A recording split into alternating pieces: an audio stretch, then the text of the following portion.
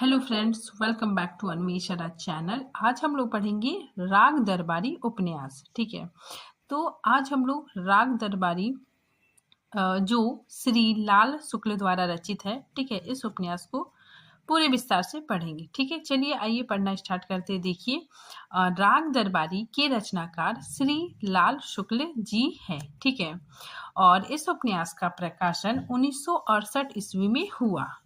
ठीक है, फिर आगे देखिए, व्यंग्यात्मक शैली में लिखा गया है। ठीक है, तो ये उपन्यास व्यंग्यात्मक शैली में लिखा गया है। ठीक है, फिर आगे देखिए, केंद्र शिवपाल गंज गांव। ठीक है, ये केंद्र में है। ठीक है, तो ये काफी इम्पोर्टेंट है। ठीक है, अब देखिए भूमिका। ठीक है, इस उपन्यास की भूमिका। ठीक है, देखिए प्रस्तावना। प्रस्तावना मतलब भूमिका। ठीक है, देखिए राग दरबारी का लेखन 1964 के अंत में शुरू हुआ और अपने अंतिम रूप में 1967 में समाप्त हुआ। ठीक है, 1968 में इसका प्रकाशन हुआ और 1969 में इस पर मुझे साहित्य अकादमी पुरस्कार मिला। ठीक है, तो देखिए ये जो भूमिका है, ठीक है, स्वयं श्री लाल शुक्ल ने ही लिखा है। तो देखिए प्रारंभ। ठीक है, इस उपन्यास का प्रारंभ कब हुआ? 1964 में। ठीक है, और इसका अंत यानी समापन 1967 में हुआ। ठीक है, और इस उपन्यास का प्रकाशन 1968 में हुआ। ठीक है, और साहित्य अकादमी पुरस्कार 1969 में मिला। ठीक है, तो ये चारों चीज आप लोग काफी अच्छे से याद रखिएगा। ठीक है, फिर आगे देखिए, इस उपन्यास पर एक दूरदर्शन धारावाहिक भी निर्मित हुआ। ठीक है, 1986 ईस्वी को यह दूरदर्शन धारावाहिक के रूप में भी इसे लाखों दर्शकों की सराहना प्राप्त हुई। ठीक है, आगे देखिए, ये भूमिका ही है। ठीक है, भूमिका की जो पंक्तियां हैं, ठीक है, वही है। ठीक है, देखिए, तब से अब तक इसके दर्जनों संस्करण और पुनर्मुद्रण हो चुका है। ठीक है, 1969 में ही एक सुविज्ञात समीक्षक ने अपनी बहुत लंबी समीक्षा इस वाक्य पर समाप्त की। ठीक है, आगे देखिए, अपठित रह जाना ही इसकी नियति है। ठीक है, काफी इंपॉर्टेंट लाइन है। ठीक है, याद रखिएगा आप लोग। ये पंक्ति कहाँ से ली गई है? तो भूमिका से। ठीक है, अपठित रह जाना ही इसकी नियति है। ठीक है, दूसरी ओर इसकी अधिकांश समीक्षाएं मेरे लिए अत्यंत उत्साहवर्धक सिद्ध हो रही थी।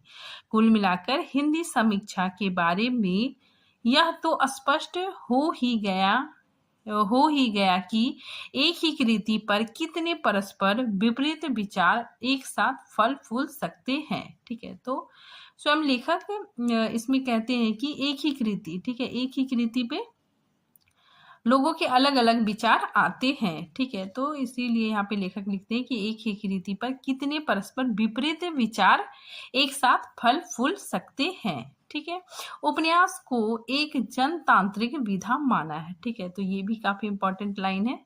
ठीक है, याद रखिएगा आप लोग। ये पंक्ति कहाँ से है? तो राग दरबारी की भूमिका से लिया गया है। ठीक है, जितनी भिन्न भिन्न मतों वाली समीक्षाएं आलोचनाएं इस उपन्यास पर आई, उससे यह तो प्रकट हुआ ही कि यह बात आलोचना की विधा पर भी लागू की जा सकती है। आगे लेखक लिखते हैं कि जो भी हो, यहाँ मेरा अमिष्ट अपनी आलोचनाओं का उत्तर देना या उसका विश्लेषण करना नहीं है।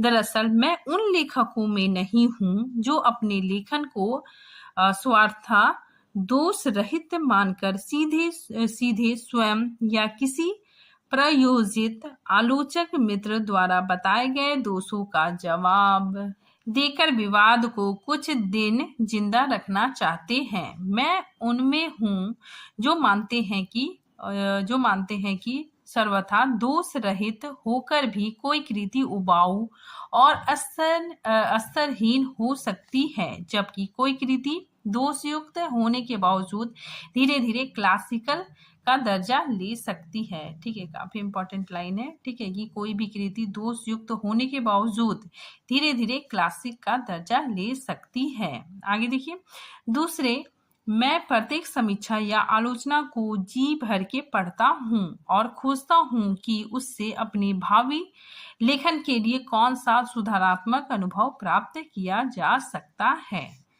ठीक है, आगे देखिए, ये लाइन काफी इंपॉर्टेंट है। ठीक है, देखिए, राग दरबारी की प्रासंगिकता पर साक्षात्कारों ने मुझसे बार बार पूछा गया। ठीक है, साक्षात्कारों में मुझसे बार बार पूछा गया। ठीक है, ये लेखक कहते हैं। ठीक है, यह सही है कि गांव की राजनीति का जो स्वरूप यहाँ चित्रित हुआ है वह आज के राष्ट्रव्यापी और मुख्यतः मध्यम और उच्च वर्गों के भ्रष्टाचार और तिगड़म को देखते हुए बहुत अदना जान पड़ता है। ठीक है, और लगता है कि लेखक अपनी शक्ति कुछ गंवारों के ऊपर जाया कर रहा है। ठीक है, तो ये पंक्ति स्वयं लेखक लिखते हैं। ठीक है, ये लाइन देखिए काफी इंपॉर्टेंट है कि लेखक अपनी शक्ति कुछ गंवारों के ऊपर जाया कर रहा है। ठीक है, आगे देखिए, पर जैसे जैसे उच्च स्तरीय वर्ग में गमन, धोखाधड़ी, भ्रष्टाचार और वंशवाद अपनी जड़ें मजबूत करता जाता है, वैसे वैसे आज से 40 वर्ष पहले तक यह उपन्यास और ज्यादा प्रासंगिक होता जा रहा है। ठीक है, काफी इंपॉर्टेंट लाइन है। ये पंक्ति देखिए पूछा जा चुका था। ठीक है, ये पंक्ति कौन से उपन्यास के पुनः प्रकाशन की भूमिका में लिखी गई है? तो राग दरबारी। ठीक है, फिर आगे देखिए, कम से कम सामान्य पाठकों और अकादमी संस्थाओं में इसका जैसा पठन पाठन बढ़ रहा है उससे यही संकेत मिलता है। इसके प्रकाशन के 40वें वर्ष में राजकमल प्रकाशन ने बिल्कुल नए स्वरूप में इसका नया संस्करण निकालने का संकल्प किया। ठीक है, काफी इंपॉर्टेंट है।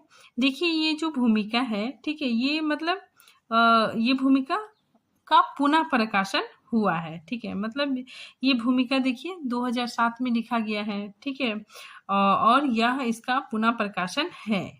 ठीक है, और इस भूमिका को श्री लाल शुक्ल ने ही लिखा है। ठीक है, फिर आगे देखिए, इसके लिए मैं उक्त प्रकाशन के श्री अशोक महेश्वरी के प्रति धन्यवाद ज्ञापित करता हूँ और आशा करता हूँ उनका यह प्रयास पाठकों के लिए विशेषतया नए पाठकों के लिए विशेष आकर्षण सिद्ध होगा। ठीक है, तो देखिए, ये भूमिका 7 मई 2007 में लिखा गया। ठीक है, स्वयं श्री लाल शुक्ल ने लिखा। ठीक है, और ये भूमिका पुनः, ठीक है, पुनः प्रकाशन इसका हुआ। देखिए, हम लोग श्री लाल शुक्ल के बारे में जानते हैं। ठीक है, इनका जन्म 1925 ईस्वी में हुआ और इनकी मृत्यु 2011 ईस्वी में हुई। ठीक है, देखिए, इनका जन्म 31 दिसंबर 1925 ईस्वी को लखनऊ जनपद, ठीक है, उत्तर प्रदेश के अंतरौली गांव में हुआ। ठीक है, साहित्य में उद्देश्यपूर्ण व्यंग लेखन, ठीक है, मतलब ये जो लिखते थे व्यंग लेखन, उसका कोई ना कोई उद्देश्य होता था। ठीक है, तो साहित्य में उद्देश्यपूर्ण व्यंग लेखन के लिए विख्यात साहित्यकार है। ठीक है, अंग्रेजी, उर्दू, संस्कृत व हिंदी के विद्वान रहे। ठीक है, पहला प्रकाशित उपन्यास, ठीक है, इनके द्वारा पहला प्रकाशित उपन्यास सूनी घाटी का सूरज है। ठीक है, और पहला प्रकाशित व्यंग अंगद का पांव, ठीक है, अंगद का पांव है। ठीक है, ये मतलब ये क्या है, जो कि एक कहानी है। अब देखिए, इनके द्वारा लिखित उपन्यास, ठीक है, सूनी घाटी का सूरज, अज्ञातवास, राग दरबारी, ठीक है, आदमी का जहर, सीमाएं टूटती है, मकान, पहला पड़ाव, ठीक है, विश्रामपुर का संत और राग विराग। ठीक है, तो ये इनकी प्रमुख उपन्यास है। ठीक है, अब देखिए कहानी संग्रह, ठीक है, इनके प्रमुख कहानी संग्रह यह घर मेरा नहीं, ठीक है, सुरक्षा तथा अन्य कहानियां, इस उम्र में।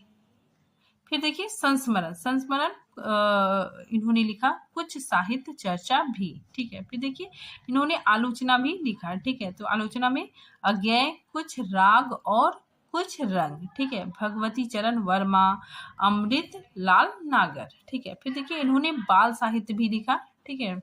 तो बब्बर सिंह और उसके साहित्य, ये इनका बाल साहित्य है, ठीक है। अब देखिए रविंद्रनाथ त्यागी ने राग दरबारी, ठीक है, इन्होंने कहा कि राग दरबारी एक गांव की कथा है। अब हम लोग देखेंगे उपन्यास के कथानक, ठीक है, कथानक या फिर कथा वस्तु, ठीक है। तो देखिए राग दरबारी उपन्यास में शिवपालगंज गांव की कथा है, ठीक है, काफी इंपॉर्टेंट है, पूछा जा चुका है कि राग दरबारी उपन्यास में किस गांव के बारे में है, तो शिवपालगंज गांव की कथा है, ठीक है। संपूर्ण कथा के केंद्र में छंगामल विद्यालय इंटरमीडिएट कॉलेज है, ठीक है। कॉलेज की गतिविधियों के माध्यम से संपूर्ण घटना क्रम का विकास होता है। उपन्यास के कथानक का आरंभ रंगनाथ के शिवपालगंज गांव के आने से होता है, ठीक है। मतलब कथा का जो आरंभ है वो रंगनाथ, ठीक है, रंगनाथ शिवपालगंज आता है, ठीक है। तो उसी से उपन्यास का शुरुआत होती है, ठीक है। देखिए शिवपालगंज जो भारत का कोई भी गांव हो सकता है, ठीक है। गांव में रंगनाथ के मामा रहते हैं। रंगनाथ अपने मामा के यहाँ स्वस्थ होने के लिए जाता है, ठीक है। तो रंगनाथ वो बीमार पड़ जाता है, ठीक है। इसी वजह से वो गांव में आता है, ठीक है, ताकि वहां पे जाके वो तंदुरुस्त हो जाए, ठीक है। तो स्वस्थ होने के लिए वो अपने मामा के घर शिवपालगंज आता है, ठीक है। देखिए यहाँ से कथा शुरुआत होती है कि शहर के किनारे एक नौजवान, ठीक है, एक नौजवान कौन, रंगनाथ, ठीक है, किसी गांव जाने वाली सवारी गाड़ी की तलाश में खड़ा है, ठीक है। यकाएक मतलब अचानक ट्रक देखकर वह खुश हो जाता है, ठीक है, और वह शिवपालगंज की ओर चल देता है, ठीक है। मतलब वो ट्रक में बैठ जाता है और शिवपालगंज जाने लगता है। इस नौजवान का नाम रंगनाथ है, ठीक है, जो कि इस उपन्यास में मुख्य पात्र के रूप में दिखाई देता है, जिसके गांव जाने के साथ कहानी शुरू होती है और उसके लौटने के साथ ही कहानी खत्म हो जाती है, ठीक है। तो रंगनाथ जब जाता है तो कहानी शुरू होती है, ठीक है, और उसके लौटने से कहानी खत्म हो जाती है, ठीक है। तो देखिए रंगनाथ इतिहास विषय में एमए करने के बाद पीएचडी शोध कार्य कर रहा है, ठीक है। शिवपालगंज में ही रंगनाथ के मामा रहते हैं। मामा जी वैद्य के नाम से मशहूर है। वैद्य जी के दो पुत्र हैं, ठीक है। पहला बद्री पहलवान और रूपन बाबू, ठीक है। तो बड़ा बेटा बद्री पहलवान और छोटा बेटा रूपन बाबू, ठीक है। देखिए गांव में छंगामल इंटरमीडिएट कॉलेज है, ठीक है, जिसके प्रबंधक वैद्य जी हैं। इस कॉलेज के प्रिंसिपल साहब, ठीक है, मतलब इस कॉलेज का जो प्रिंसिपल है वो सभी अध्यापकों को अपना दास समझता है, ठीक है। लेकिन खन्ना मास्टर, ठीक है, खन्ना मास्टर जैसे लोग कभी कभार इस बात का विरोध करते हैं, ठीक है। तो यहाँ इस कॉलेज का जो प्रिंसिपल है, ठीक है, वो अध्यापकों को अपना दास समझता है, ठीक है, और इसी वजह से जो खन्ना है, ठीक है, वो इसका विरोध करता है, ठीक है। फिर आगे देखिए बद्री पहलवान, ठीक है, जो वैद्य जी का बड़ा बेटा है, ठीक है। तो देखिए बद्री पहलवान जो अपने पिता का दाहिना हाथ है, और रूपन कौन है, छोटा बेटा, ठीक है। तो रूपन पिछले 3 वर्षों से 10वीं कक्षा में ही अटका हुआ है, ठीक है, मतलब 3 साल से 10वीं कक्षा में ही पढ़ रहा है।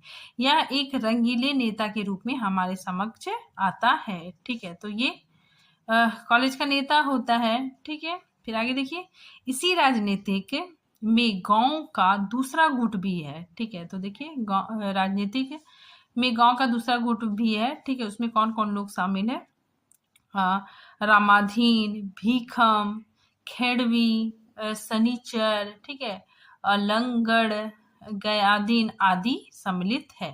कहानी का केंद्र व्यवस्था में जड़ जमा चुके अनैतिकता का है, ठीक है। तो इसमें ठीक है, चारों तरफ अनैतिकता दिखाई पड़ती है। ठीक है, फिर आगे देखिए, वैद्य जी शिवपालगंज के पंचायत कॉलेज के प्रबंध समिति व कोऑपरेटिव सोसाइटी के सूत्रधार है। ठीक है, तो देखिए ये वैद्य जी, ठीक है, 3 जगहों के हेड हैं।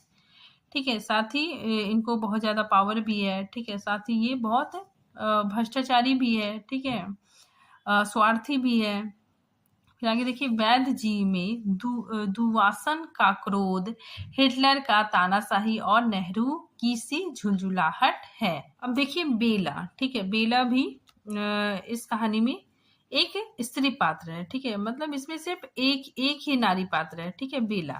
ठीक है, तो देखिए गया दिन की कुंवारी लड़की है। ठीक है, जो यौनाचार की स्वच्छंद प्रतिमा है। ठीक है, वह काम स्वतंत्र का प्रतीक है। ठीक है, वह सिनेमा की शैली में पत्र लेखन करती है। ठीक है, मतलब जो मेला है वो कुंवारी रहकर वैवाहिक जीवन का आनंद लेती है। ठीक है, तो देखिए ये जो बेला का कैरेक्टर है, ठीक है, ये मतलब बहुत कैरेक्टरलेस लेडी होती है। ठीक है, कैसे देखिए, बेला का वैद्य जी के पुत्र रूपन बाबू के साथ प्रेम प्रसंग चलता है। ठीक है, परंतु इस प्रसंग में वैद्य जी के कारण बेला व रूपन अपने जाति में वापस चले जाते हैं। ठीक है, प्रेम और विवाह 2 अलग अलग बातें हैं। ठीक है, तो देखिए यहाँ पे बताया जा रहा है कि बेला क्या करती है, वैद्य जी का जो छोटा बेटा है रूपन बाबू, ठीक है, उससे प्रेम करती है। ठीक है, लेकिन कुछ दिनों के बाद रूपन बाबू को मतलब बेला के बारे में पता चल जाता है। ठीक है, कि ये स्त्री किसी एक इंसान के साथ नहीं रहती है। ठीक है, तो इसी वजह से वो इसे छोड़ देता है। ठीक है, फिर आगे देखिए, फिर से कथानक झंगामल कॉलेज की ओर लौट आता है। ठीक है, खन्ना मास्टर मालवी जी अंततः प्रिंसिपल के सामने परास्त होते हैं। ठीक है, वैद्य जी ने सनीचर को प्रधान बना दिया। ठीक है, तो यहाँ पे देखिए कथानक छंगामल कॉलेज की ओर मुड़ता है। ठीक है, खन्ना साहब, ठीक है, प्रिंसिपल का काफ़ी ज़्यादा विरोध करते हैं। ठीक है, तो प्रिंसिपल साहब खन्ना जी को मतलब त्याग पत्र देने के लिए मजबूर कर देते हैं। ठीक है, और फिर वैद्य जी शनिचर को प्रधान बना देते हैं। ठीक है, और खन्ना बेचारा हार जाता है। ठीक है, आगे देखिए, वैद्य जी ने कोऑपरेटिव घोटाले को भी रफा दफा कर दिया है। ठीक है, तो देखिए ये वैद्य जी कैसे है।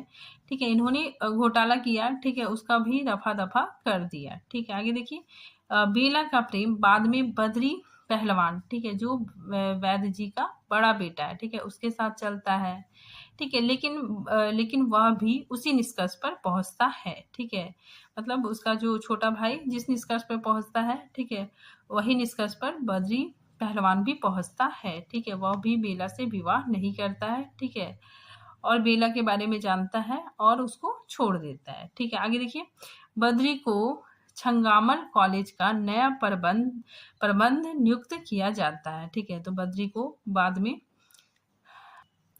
को नया प्रबंध नियुक्त किया जाता है। ठीक है, आगे देखिए, कॉलेज धीरे धीरे लुच्चों का अड्डा बन जाता है। ठीक है, देखिए बद्री को छंगामल कॉलेज का नया प्रबंधक बनाया जाता है। ठीक है, इसीलिए कॉलेज की स्थिति और खराब हो जाती है। ठीक है, तो कॉलेज धीरे धीरे लुच्चों का अड्डा बनता चला जाता है। ठीक है, आगे देखिए, शहर का नौजवान रंगनाथ जब किताबी आदर्शों को लेकर पहुंचता है तो उसे हर संस्था, ठीक है, भ्रष्ट लगती है।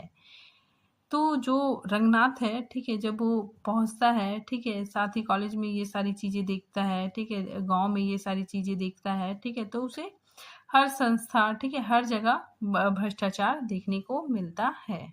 वह हर समय इसी कोशिश में रहता है कि कैसे इस व्यवस्था को सुधारा जाए। ठीक है, जब रंगनाथ ने देखा कि अन्याय के विरुद्ध लड़ने वालों का पालड़ा कमजोर हो रहा है तो उसने आवाज उठाने की कोशिश भी की। ठीक है, और बेईमानी के विरुद्ध लोगों को अप्रत्यक्ष रूप से लड़ने के लिए उकसाया भी। ठीक है, लेकिन इतना सब करने के बाद भी उसकी कोशिशों का कोई परिणाम नहीं निकलता है। ठीक है, वह हार मान जाता है और गांव छोड़कर जाने का फैसला करता है।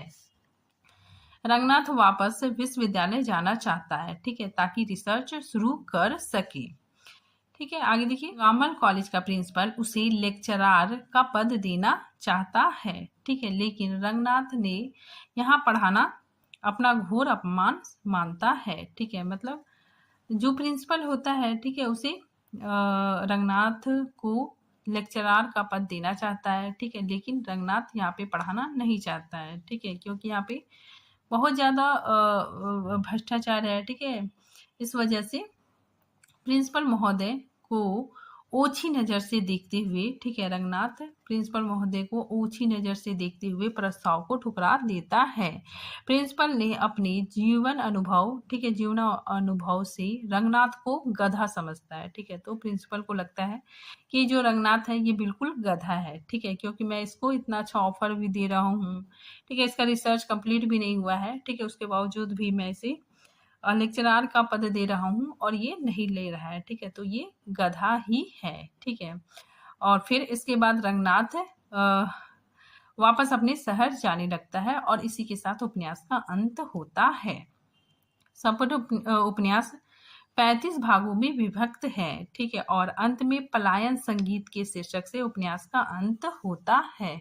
अब देखिए प्रमुख पात्र, ठीक है, तो देखिए सबसे पहले रंगनाथ, ये इतिहास में एमए कर चुका है, ठीक है, तो इतिहास में एमए वैद्य जी का भतीजा, ठीक है, वह लगभग 5-6 महीने के लिए स्वास्थ्य लाभ हेतु शिवपालगंज आता है, ठीक है। नेक्स्ट देखिए वैद्य जी बाहर से धर्मात्मा लेकिन अंदर से भ्रष्ट पुरुष है, ठीक है, स्वार्थ, पद लोलुपता और बड़े अधिकारियों की चाटुकारिता इनके गुण हैं, ठीक है। शिवपालगंज के सबसे प्रभावशाली व्यक्ति हैं। छंगामल इंटर कॉलेज के मैनेजर तथा कोऑपरेटिव यूनियन के मैनेजिंग डायरेक्टर है। अब देखिए रूपन बाबू, ठीक है, ये वैद्य जी के छोटे बेटे हैं, ठीक है, कॉलेज छात्रों का नेता है, ठीक है, तो ये अपने कॉलेज छात्रों का नेता है। रूपन बाबू पिछले कई सालों से 10वीं की कक्षा में अटके हैं, ठीक है, मतलब 10वीं कक्षा में पढ़ रहे हैं। साथ ही ये बेला से प्रेम भी करता है, ठीक है। आगे देखिए बद्री पहलवान, ये वैद्य जी के बड़े बेटे हैं, ठीक है, जो पहलवानी करता है, ठीक है। अंत में कोऑपरेटिव यूनियन का मैनेजिंग डायरेक्टर चुन लिया जाता है, ठीक है।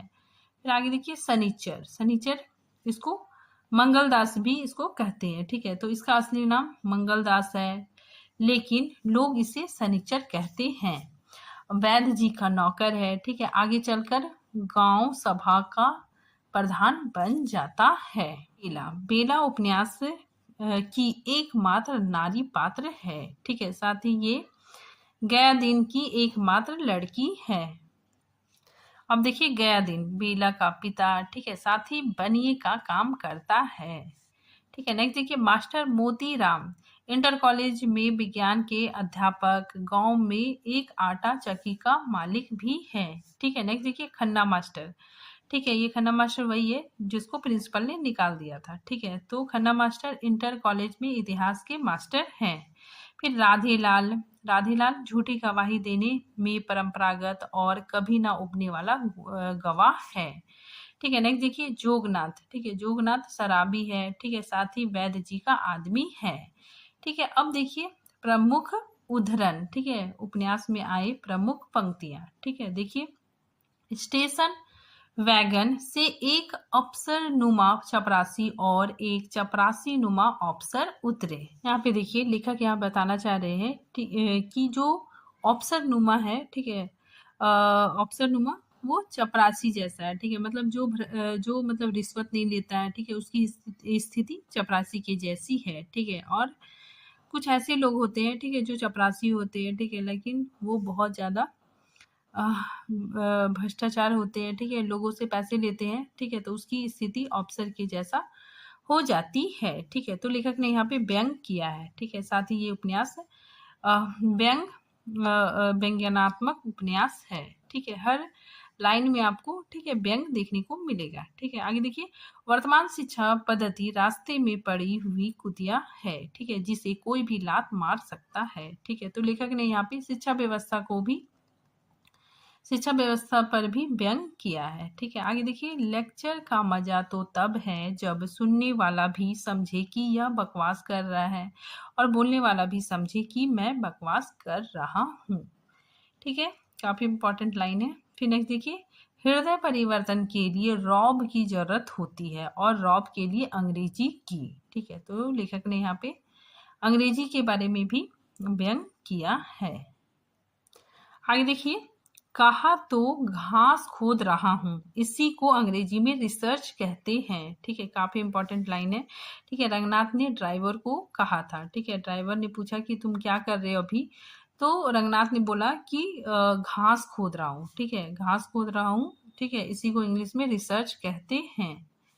ठीक है, आगे देखिए, सोते को जगाया जा सकता है, पर कोई झूठ मूठ सोने का बहाना कर रहा है। ठीक है, तो उसे कैसे जगाया जाए। ठीक है, तो ये कथन वैद्य जी ने गया दिन से कहा था। ठीक है, काफी इंपॉर्टेंट है। ठीक है, और साथ में ये लागू भी होता है कि जो सोया है, ठीक है, उसको तो जगा सकते हैं, लेकिन जो झूठ मूठ के सोने का बहाना कर रहा है, ठीक है, उसे कैसे जगाया जा सकता है। ठीक है, फिर आगे, प्रिंसिपल साहब उसकी तरफ देखते रह गए। ठीक है, चपरासी ने कहा, आप बामन है और मैं भी बामन हूँ। ठीक है, नमक से नमक नहीं खाया जाता। ठीक है, तो ये चपरासी कहता है। ठीक है, तो इसका अर्थ यही हुआ कि चपरासी कह रहा है कि हम जैसे हैं, ठीक है, हम मतलब हम आपके जैसा ही है। ठीक है, और हमें एक दूसरे का साथ देना चाहिए। ठीक है, आगे देखिए, गालियों का मौलिक महत्व आवाज की ऊंचाई है। ठीक है, तो यहाँ पे लेखक कहते हैं कि गालियों का महत्व तभी है